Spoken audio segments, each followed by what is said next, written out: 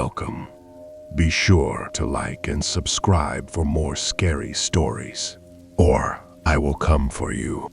I'd like to thank Jasmine Houston for rejoining the Curator's Disciples for your 4th month.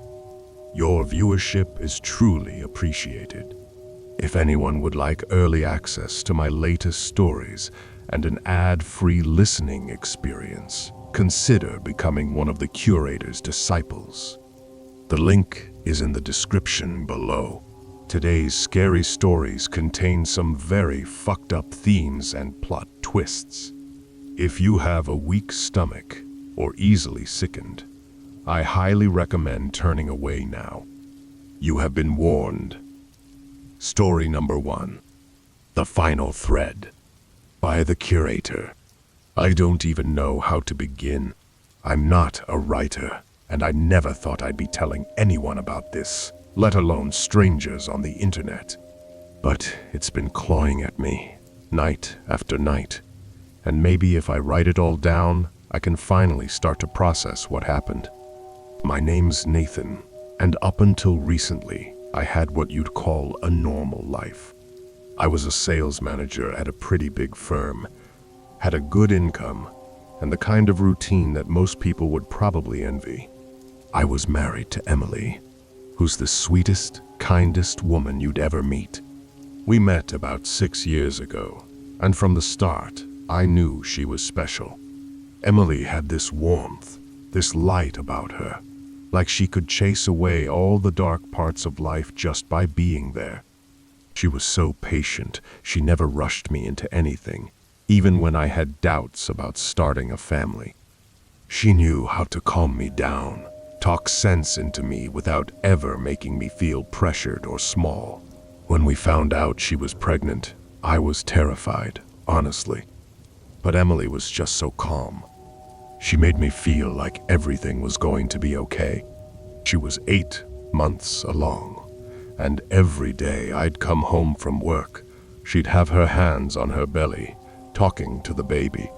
She'd always laugh and tell me how he'd started kicking, how she was convinced he was going to be a soccer player or a track star. My mom, too, was ecstatic about becoming a grandma. She'd often take Emily in for weekends to help her out, especially as the pregnancy got further along. I could see how much they loved each other, how close they'd grown over the years. My mom even had a whole room set up for Emily and the baby, just so she could be there to help whenever we needed it. But I had this one thing, I guess you could call it a habit, or maybe a quirk. It wasn't something I was proud of, but I thought it was harmless. Late at night, when Emily would be sleeping, I'd hop onto these dark web forums. I know, it sounds messed up, but I wasn't doing anything illegal or looking for anything weird. I'd just troll random strangers. I'd pick fights, say whatever came to mind just to get a rise out of people. It was like a guilty pleasure, something that let me blow off steam without anyone knowing. I thought it was all in good fun. Just words on a screen. No harm, no foul. But one night, I went too far. I was on this grim-looking forum that I stumbled upon. It was different from the usual nonsense I trolled. This place was dark, like disturbingly dark. People posted all kinds of twisted things on there, like they had no limits, no boundaries. It was almost like they were competing to see who could be the sickest. But, like an idiot, I stayed and started messing with one of the users. I called him out, saying something about his pathetic little threats, which, looking back, sounds absurd. But in that moment, I didn't care. It was all a joke to me. The argument got intense. He went by some weird handle like Shadow Watcher or something equally edgy. We went back and forth for a while, just escalating insults. Just when I was about to close the forum and go to bed, he typed something that made me pause. "Watch your back. I'll make sure the ones you love suffer." I remember chuckling, half amused, half freaked out, but mostly just brushing it off. People say all sorts of crazy stuff online. I assumed he was just another troll. Maybe I even got a thrill out of it, thinking I'd really rattled this guy. I wrote back some sarcastic response like, "Oh, I'm shaking," and logged off. The next morning, I tried calling Emily, just my usual morning check-in, but she didn't pick up. I figured she was probably still asleep, or maybe in the shower. No big deal. I texted her too, but nothing. I was a little annoyed. Emily was usually pretty responsive, but I figured she'd get back to me. As the day went on, though, I started to feel this weird sense of dread. She hadn't replied to any of my texts or calls, and neither had my mom.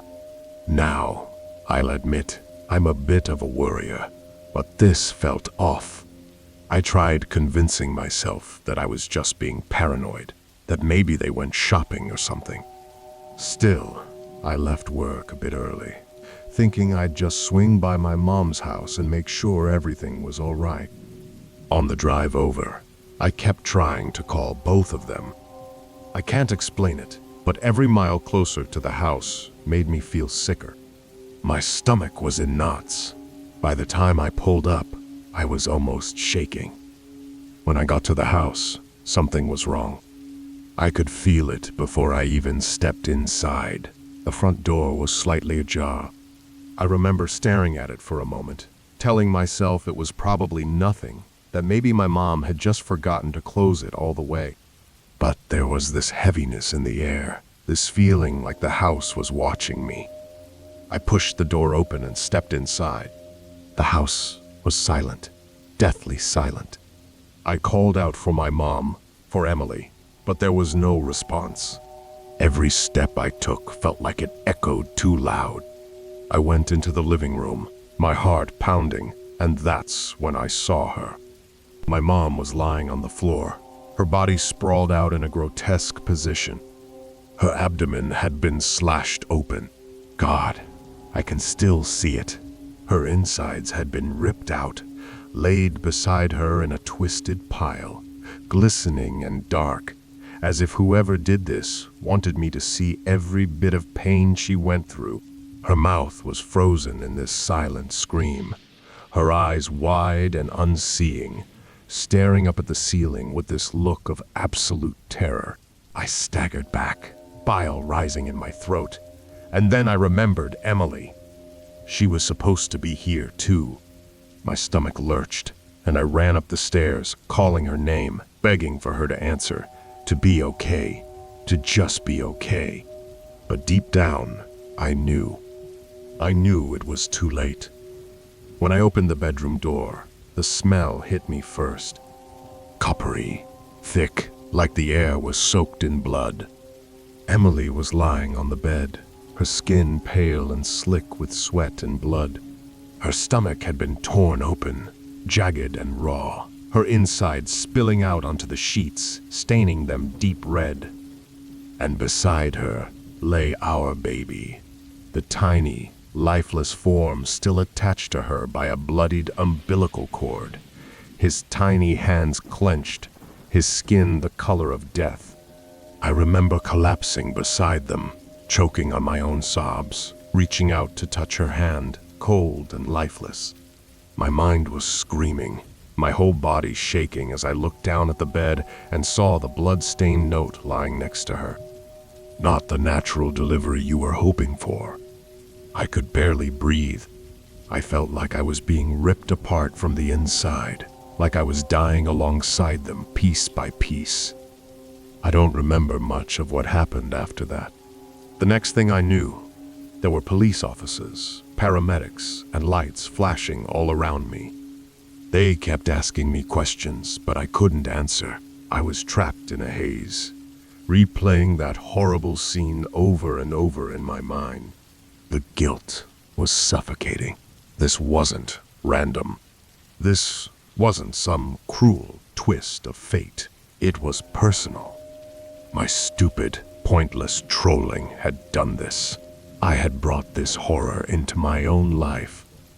I learned later that they never found the person who did it. No evidence, no leads.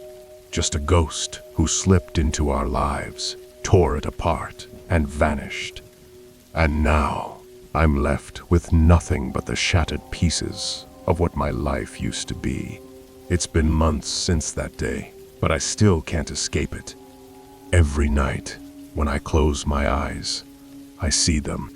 My mom lying on the floor, my wife and baby ripped away from me. I relive it over and over, like some twisted punishment I can't escape. I've tried therapy, psychologists, medication, everything they tell you to do when you've been through trauma. But nothing helps. Nothing silences the screams in my head. I don't have anyone left. I'm alone, haunted by the ghosts of my own actions, by the knowledge that I brought a monster into my family's life. And every time I close my eyes, I see that note mocking me. That's my life now, an endless cycle of nightmares and regret, knowing that I was the one who invited evil into my world. And now, it's all I have left. Story number 2. Last Night's High by the Curator. I never thought I would end up like this. I mean, you always hear stories of people losing it, making horrible mistakes in the heat of the moment. I never thought that would be me. I'm just a regular guy. My name is Jake, and until a few days ago, I had a normal life. I'm 28, married to Emma, the love of my life. Emma and I met during our freshman year of college. I was that guy, the life of the party, always looking for the next thrill. My dorm room was the go-to place for late-night hangouts, filled with laughter and music echoing down the hall. Emma was a bit different. She was a sociology major with a passion for helping others, volunteering every weekend at the local shelter. We met at a mutual friend's party, and I was immediately captivated by her. She had this infectious laugh, a beautiful smile that could light up any room, and those deep green eyes that sparkled when she talked about her dreams. After a few awkward attempts at flirting, I finally mustered the courage to ask her out. Our first date was a simple one, just a pizza joint on the corner of campus, but it was electric. We talked for hours about everything and nothing. That night, I learned that she loved spontaneous adventures, like hiking up to watch the sunset or finding new music at hole-in-the-wall venues. From then on, we were inseparable. Fast forward a few years, and we both landed decent jobs after college. I got a job in marketing, and Emma worked for a nonprofit that focused on community development. It was fulfilling work, but it wasn't glamorous, and the excitement of our college days faded into a routine of bills, deadlines, and adult responsibilities. We still found joy in our weekends, but as life got busier, those spontaneous adventures became fewer and far between. The late-night parties turned into quiet evenings on the couch with Netflix, and sometimes we'd share a bottle of wine, reminiscing about the wild times we had. But over the last year, things had shifted. Emma had started talking about wanting to settle down, maybe even have kids someday. But I wasn't ready for that. I loved my freedom too much. The idea of being tied down made me anxious. I wasn't ready to stop being fun, Jake. I was still trying to live for the moment, to find excitement in the mundane. Then came the reports on the news about home invasions in our neighborhood, and it made us both uneasy. We wanted to stay safe, so we decided to cut out the clubs for a while and try something different. That's when I stumbled onto the dark web. One night, while browsing on my laptop in our dimly lit living room, I found a vendor selling all sorts of potent substances, delivered right to our doorstep. It felt like finding a secret door to a world nobody knew about. My heart raced as I clicked through the site, each click more thrilling than the last. The way it was laid out, so slick and enticing, made me feel like I was onto something big. The vendor promised high-quality stuff, party enhancers that would take us to a new level of fun, and I was captivated. The night of the delivery, I felt like a kid on Christmas morning. I still remember the thrill of the plain brown box arriving. It was unmarked, nondescript, but inside were little baggies of colorful powder and capsules, waiting to take us to another world. I felt like I had opened Pandora's box, and I was ready to unleash whatever was inside. That Friday night, we wasted no time. We split a couple of doses, giggling like kids as we settled onto the couch, our favorite movie playing in the background. The air was thick with anticipation. "This is going to be epic," I said, nudging Emma playfully. She grinned, her eyes sparkling with excitement. We were two carefree souls, eager to escape reality, hoping to recapture that youthful thrill we once had. But as the minutes dragged on and nothing happened, our excitement began to wane. An hour passed, and I shrugged it off as a bad batch. We sprawled on the couch, exchanging goofy jokes, trying to distract ourselves from the growing unease in the pit of my stomach. Emma leaned back, her laughter echoing through the room, but I could see her disappointment reflected in her eyes. "Maybe we should have gone out after all," she said, a hint of worry creeping into her voice. That's when the sounds started. At first, they were faint, soft, scratching at the windows, distant footsteps, whispers that seemed to flit in and out of my consciousness. I chuckled nervously, thinking it was just the wind or my imagination playing tricks on me. But then the noises grew louder, thuds echoing through the house, and the unmistakable sound of glass shattering. My heart raced, and a cold sweat broke out across my forehead. "Did you hear that?" I asked Emma, trying to mask my growing anxiety.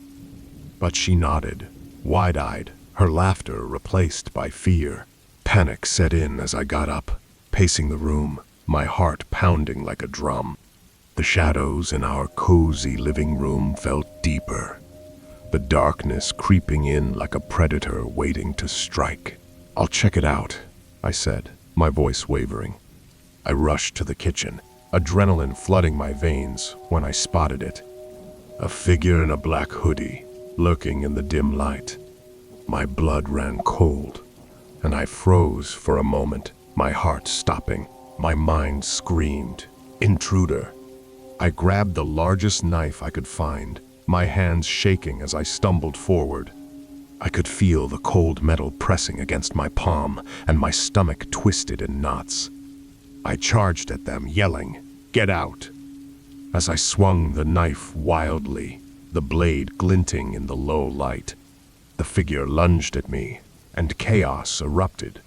My vision was hazy, a strange mix of adrenaline and the drugs clouding my judgment.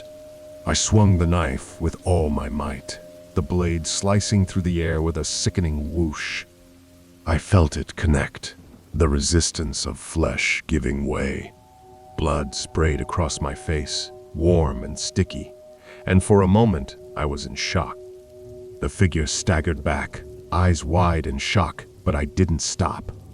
I was a wild animal, fear driving me forward. I slashed at them again, the blade cutting through their hoodie, leaving a gaping wound that oozed crimson. I could see the terror in their eyes, the realization of their impending doom reflected in their gaze. They fell to their knees, gasping, and in that moment I hesitated, but my mind screamed that this was a matter of life and death, and I couldn't let them escape. I drove the knife into their abdomen, feeling the blade plunge deep, the sickening squelch of organs giving way beneath my assault. The figure screamed, a gut-wrenching sound that echoed in the chaos of my mind. I felt the warmth spilling out, the blood pouring over my hands, soaking into the floor. I kept going. I was lost in the frenzy, the adrenaline coursing through my veins, drowning out everything else. I stabbed them repeatedly, the frantic rhythm matching the pounding of my heart. With each thrust, I felt the weight of my fear, my anger, and my desperation. I slashed at their throat, desperate to silence whatever was happening, the blood pouring out like a grotesque fountain.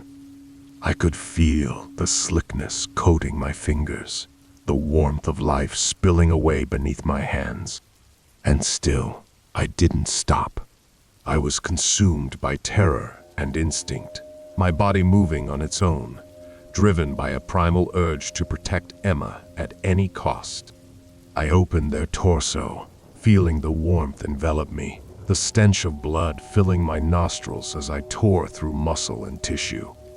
As I stood there, panting and covered in blood, the adrenaline started to fade. I stepped back, my heart still racing as I looked down. That's when it hit me, the face before me. Emma. The blood-soaked face was hers. Her eyes were vacant, her body mangled beyond recognition. I staggered back, feeling the world spin around me as reality crashed in. I dropped the knife, the clang echoing in the silence of the room, a horrifying realization washing over me. I had killed my wife. The drugs started to wear off, and I crumbled to the floor, my breath coming in shallow gasps. I could feel the horror sinking in, the weight of my actions pressing down on me. The room spun as tears streamed down my face, the realization of what I had done crashing over me like a tidal wave. I never thought I'd end up here, staring at the lifeless body of the one person I loved most in the world. I wanted to scream, to shout at the universe for the cruel twist of fate that had led me to this moment. But all I could do was sit there, trembling, staring at the destruction I had caused. I had turned a night meant for fun into a nightmare I couldn't escape. As the blood pooled around her, I felt like I was suffocating. Emma was gone, and all that remained was my shattered existence. A man broken by his own hand, haunted by the shadows of what he had done. I could still hear the echo of her laughter in my mind, the warmth of her embrace. Now, all that was left was the cold, lifeless shell on the floor, a grim reminder of my worst mistake. Panic surged through me, a tidal wave of regret and horror. I scrambled backward, trying to distance myself from the scene. My mind raced, desperately searching for a way out, a way to undo the nightmare unfolding around me. But there was no going back, no erasing the blood on my hands or the image of Emma's face twisted in shock. I stumbled to my feet, my legs shaky and unsteady. I felt like I was moving through a dream, everything surreal, the edges of reality blurring. I had to get out of there. I needed to escape the horror, but the thought of leaving her there, alone, felt unbearable. I rushed to the kitchen, grabbing a dish towel to wipe my hands. The blood smeared across the fabric, a sickening reminder of the life that had just slipped away. I had to think. I needed to clean up the mess before anyone found out what had happened. My heart raced as I imagined the police arriving, the questions they would ask, the way they would look at me. The man who killed his wife. I frantically searched for cleaning supplies, pouring bleach into a bucket, hoping the harsh chemicals would wash away the evidence of my crime. As I scrubbed at the floor, tears streamed down my face, blurring my vision. I couldn't believe what I had done. The weight of my actions crushed me, a heavy burden that threatened to swallow me whole. Every swipe of the cloth brought back memories of Emma. The way she would tease me about my obsession with video games, the gentle way she would comfort me when I had a bad day. I could still hear her voice in my head, urging me to take a breath, to calm down. But there was no calming down now. I had unleashed chaos, and it was too late to put the lid back on the Pandora's box I had opened. As I worked feverishly, The reality of my situation sank in. I could feel the darkness creeping in around me, a suffocating weight that threatened to pull me under. I knew I had to leave, get as far away as possible, but a part of me wanted to stay. I wanted to hold her, to tell her how much I loved her, to somehow fix the broken pieces of our life together. But I couldn't. Not like this. I had taken everything from her, and I would have to face the consequences. After what felt like hours, I finally managed to scrub the floor clean, the bleach eating away at the remnants of blood. The knife lay discarded in the sink. I hesitated before grabbing it, the weight of it heavy in my hand. Would I be able to live with this forever? The answer was clear. I couldn't stay. I slipped on a jacket, stuffing the knife into the pocket. I took one last look around our home, the place that had once been filled with laughter and love, now transformed into a scene from a horror movie. The memories pressed in on me, and I wanted to scream. I fled out the back door, the night air hitting my face like a slap. The coolness felt good against my skin, but I knew that nothing could erase what I had done. I stumbled into the darkness, the shadows swallowing me whole as I ran down the alley behind our house. The streetlights flickered above, casting eerie shadows on the pavement as I ran. I could feel my heart racing, the fear coursing through me. I didn't know where I was going, but I had to keep moving. The sounds of the city buzzed around me, the distant laughter of revelers starkly contrasting with the turmoil in my mind. I found myself in a park, the familiar trees and benches reminding me of the nights Emma and I had spent here, dreaming about our future. It was supposed to be a safe haven, a place filled with hope. Now it felt like a trap, a reminder of everything I had lost. I sank onto a bench, my head in my hands, trying to catch my breath. How could I have let it come to this? I was so focused on finding a thrill that I had blinded myself to the real dangers lurking in the shadows. The drugs had clouded my judgment, twisted my reality into something grotesque and unforgiving. As I sat there, lost in my thoughts, a flicker of movement caught my eye. A figure emerged from the darkness, approaching me slowly. My heart raced again, this time with a different kind of fear. I looked up, and my breath caught in my throat. It was a police officer, the blue and red lights flashing behind them, illuminating the park in a stark contrast of shadows and light. "Hey, buddy, you all right?" the officer asked, his voice calm but firm. I panicked, every instinct screaming at me to run. I could feel the knife in my pocket, a cold reminder of what I had done. My heart raced as I fought to keep my composure. "Yeah, I'm fine," I reply, trying to sound casual, but my voice trembled. "Just checking in. We've had reports of some disturbances around here." "You look a little shaken," he said, his gaze piercing through me. I forced a laugh, the sound hollow and unconvincing. "Just a rough night, you know." The officer studied me for a moment, and I could feel the weight of his gaze. It was like he could see through my facade, peeling back the layers to reveal the monster lurking inside. "All right, but if you see anything suspicious, don't hesitate to call it in. Stay safe." As he walked away, I felt a surge of relief and terror wash over me. I was still free, but for how long? I spent the night wandering, each step echoing with the haunting memories of Emma. I couldn't escape the images of her face, her laughter. The more I tried to push them away, the stronger they became. As dawn broke, I found myself at the edge of the city, staring out at the horizon. The sun rose slowly, casting golden rays over the landscape, and I felt a deep sense of despair wash over me. This was my life now, a life marred by a single moment of madness. I took a deep breath, the cool air filling my lungs, and made a decision. I couldn't keep running.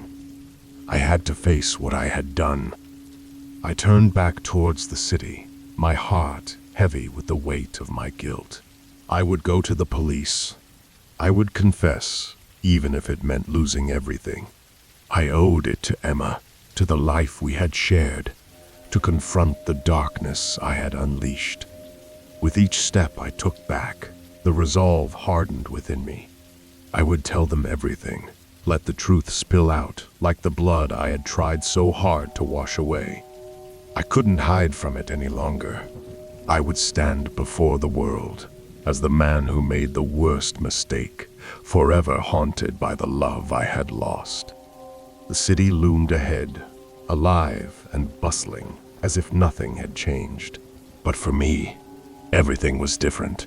I was a shadow of the man I once was, and as I walked towards the police station, I knew I was ready to confront my demons. It was time to face the consequences of my actions, no matter how horrific they were. Story number 3. Mr. Handyman, by the Curator. I've been sitting on this story for a long time, too scared to say anything, too ashamed, I guess, and wondering if it was even worth sharing. But I can't shake the images from my mind, so maybe this is the only way to get it out of my head. I don't know if it's right, but I feel like people need to know what's out there, what's lurking just under the surface, and what some people are capable of if they think no one will stop them. Please, don't judge me for what I'm about to tell you. My name's not important, and I'm not here to tell you all about myself. But you need to know how I met John, the guy who runs the sessions. John was the kind of person you might pass 100 times in the street and never give a second thought. He looked like anyone's dad, or uncle, maybe. Gray hair, always dressed neat, kept to himself. He had a small handyman business and called himself the Fixer. People would hire him for simple jobs, fixing leaky pipes, patching up walls, and small electrical repairs. He got a lot of work because, well, he was reliable. People trusted him. They never knew what he was really about, what kind of monster he was hiding under that whole friendly neighborhood handyman vibe. I first met him when I was looking for extra work. He took me on to help him out on some of the bigger jobs. I didn't know he had this whole other side to him. I just thought he was another guy who'd seen too much of life, maybe had some regrets. You know the type. Rough around the edges, a little gruff, but basically decent. At least, that's what I thought. It wasn't until a few months in that I got a hint of what he was really up to. We were working late one night, finishing up a big repair job in an old basement. It was just the two of us, and he started talking, kind of like he was thinking out loud. He'd seen a lot, he said. People getting away with things they shouldn't, things the law never caught up to. Said he knew certain folks who deserved a lot worse than what they got. I remember laughing it off, thinking he was just blowing off steam. But he looked at me, real serious, and said, "I make sure people get what they deserve." I didn't know what he meant then. Not really, but I would soon. John had a workshop, his special place, as he called it. It was a little out of town, hidden in the back of an old building. The workshop was deep underground, down a narrow staircase that led into a soundproofed basement. The place was meticulously organized, with tools lining the walls, each hanging in its designated spot. He had a section of the basement where he kept his tools of the trade. There were drills, hammers, and saws. Everything you'd expect a handyman to have. But then there were the others, tools you wouldn't find in a standard toolbox. Chains, scalpels, even metal clamps that looked old, rusted, and worn. He told me he used them to fix people. He'd set up a whole area in that basement, with a metal table bolted down, surrounded by heavy-duty lights. I don't know how he got the equipment. I never asked, and he never told me. One night, though, I got the full picture. The first time he had a guest, it was this local guy, Daryl.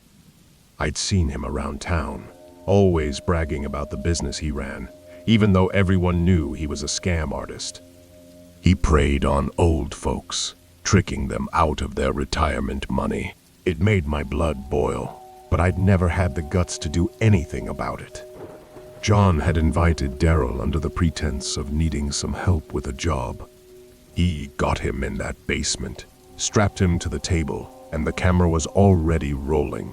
The screen showed the comments rolling in, people egging him on, offering bounties. Money for specific punishments. It was some fucked up game to them. He started with Daryl's fingers. The drill came down slow, real slow, and John didn't say a word. He just pressed it down, the bits sinking in, bone crunching, blood spurting. Daryl's screams echoed in that small space, but the soundproofing held. No one heard a thing outside those walls. John went one finger at a time, twisting the drill bit until it shattered bone and left the fingers hanging by bits of skin and tendon. Then he'd shift to the next, making Daryl beg, cry, promising he'd give all the money back. But John didn't stop.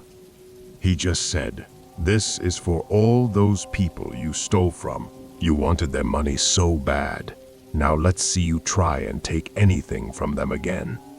Each session was a slow, sadistic event. John would take his time, savoring each scream, each broken bone, and each drop of blood that spattered on his apron. The whole time, he kept glancing at the screen, at the comments pouring in.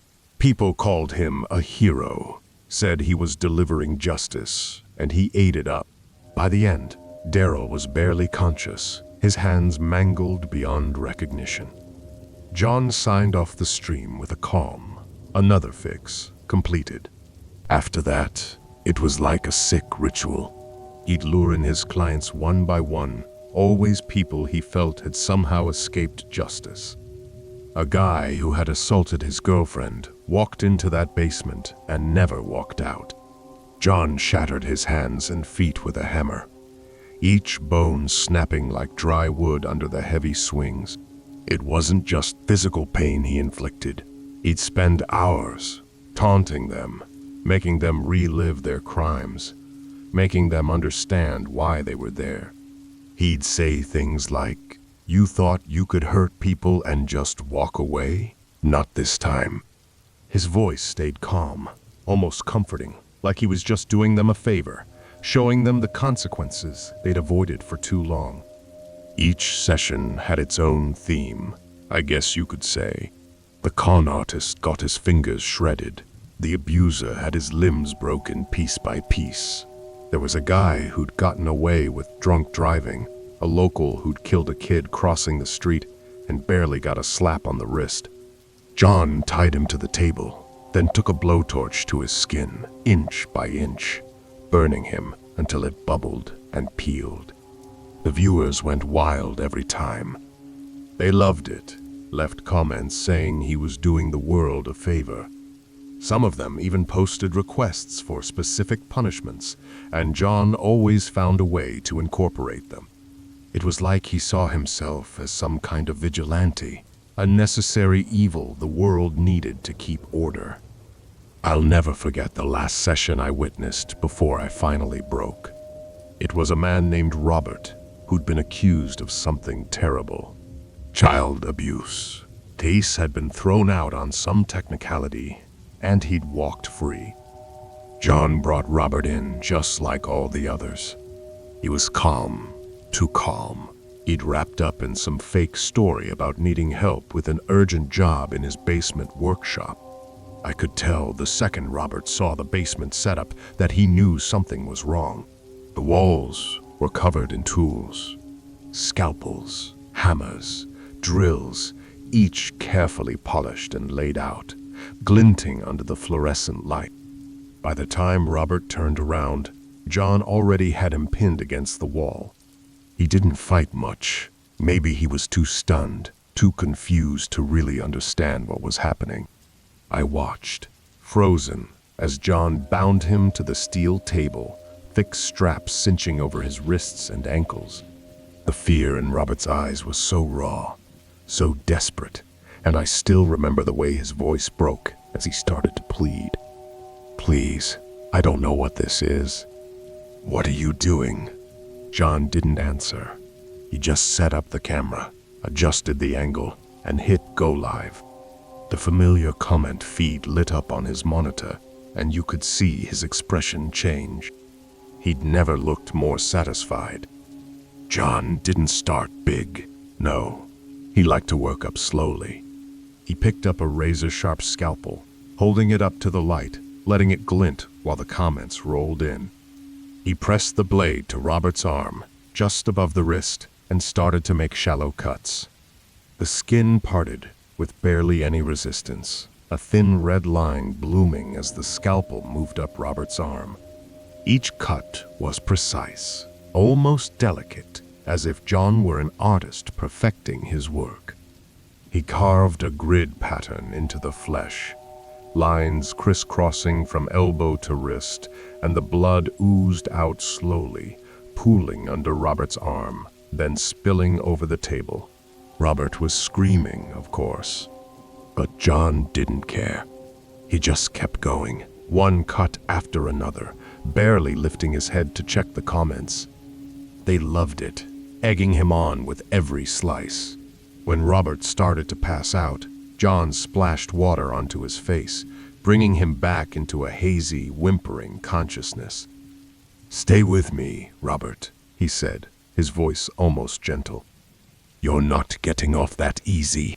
He moved on to a pair of needle-nose pliers, grabbing them with this odd sense of care, as if they were delicate instruments rather than brutal tools. He clamped them down on one of Robert's fingernails and started to pull.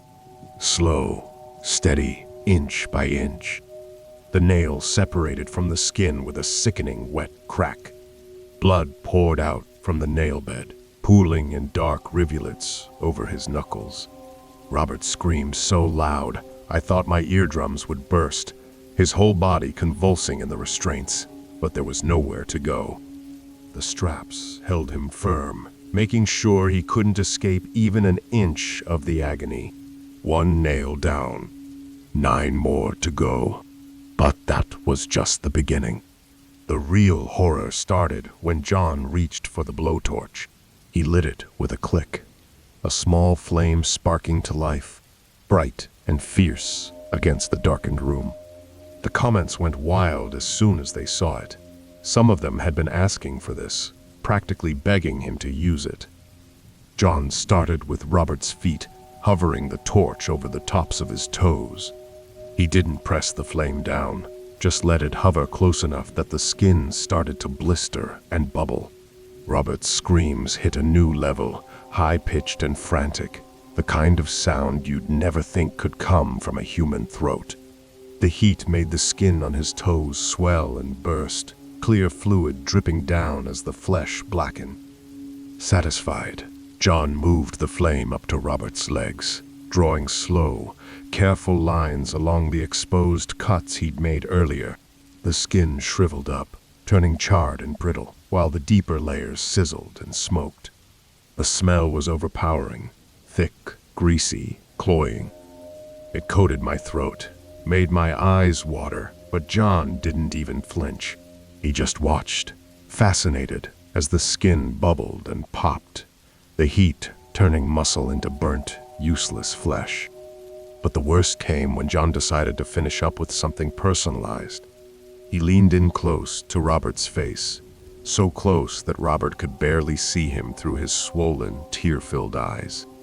"This is for every life you destroyed," John whispered, his voice low and menacing. He held up a set of metal clamps, ones he'd clearly made just for this purpose. He applied the clamps to Robert's lips, squeezing until they were pinched tight between the metal. And then, slowly, he began to twist. The clamps pulled the skin, stretching it until it split, tearing the flesh from Robert's mouth in strips.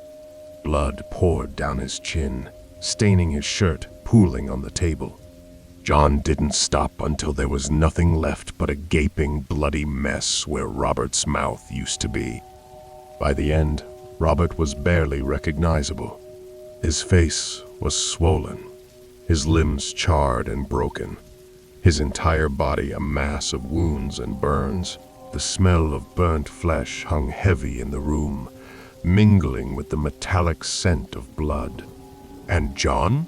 He looked pleased, like he'd done something important, something necessary. He ended that session like all the others, with that same calm sign-off, another fix completed. But I couldn't do it anymore. The images were burned into my brain, the screams echoing in my head every time I tried to sleep. I had to get out. I never reported him. I couldn't. I'm ashamed of that, but it's the truth. I still don't know if he's still out there, taking his clients down to that basement, streaming for his loyal fans. I wonder sometimes if he'll ever get caught, or if he'll just keep going. His work hidden in plain sight, his dark justice unknown to everyone outside that twisted circle. Maybe one day, someone else will find him out. But I don't think I'll be the one to make that call. I just can't go back. This is The Curator. I hope you've enjoyed today's scary stories. Until next time,